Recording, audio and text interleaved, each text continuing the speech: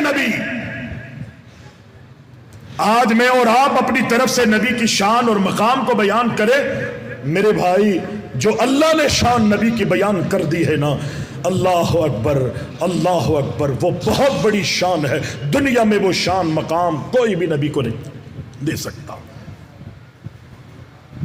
شریعت سازی کا اختیار کس کو ہے؟ اللہ کو.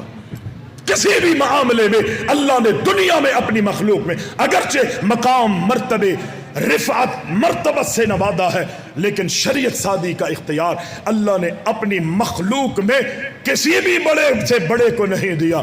یہاں تک کہ کہنے دیجئے کائنات کے امام کو بھی شریعت سازی کا اختیار اللہ نے نہیں دیا ہے.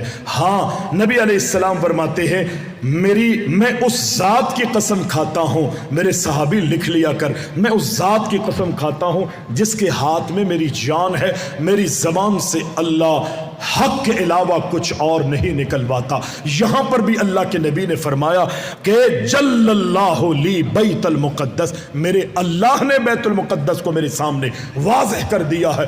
جہاں بھی آپ اللہ کے رسول کی معجزات کو پڑھ کے دیکھیں گے وہاں یہی درس ملے گا. معجزے سے نوازنے والا کوئی ہے تو وہ اللہ ہے، اور جس کو نوازا جا رہا ہے وہ محمد الرسول اللہ صلی اللہ علیہ وسلم. جب اللہ نے اپنے نبیوں کو اس چیز کا پابند رکھا ہے تو بعد میں اللہ کسی ایرے غیرے کو کس طرح اختیار دے سکتا؟ کیا نبی کے بعد آنے والے نبی سے بڑھ کر ہوگے؟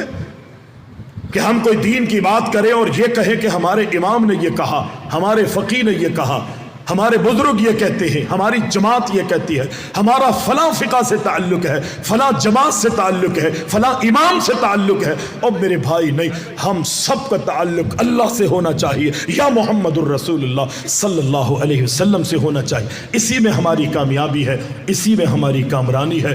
اللہ سے دعا ہے اللہ ہم سب کو کتاب و سنت کے مطابق عملی زندگی گزارنے کی توفیق عطا فرمائے. اللہ ہمارا حامی و ناصر ہو، اپنی رضا اور رضوان ہمیں نصیب فرما دے. اقول قولی ھذا استغفر اللہ لی ولکم.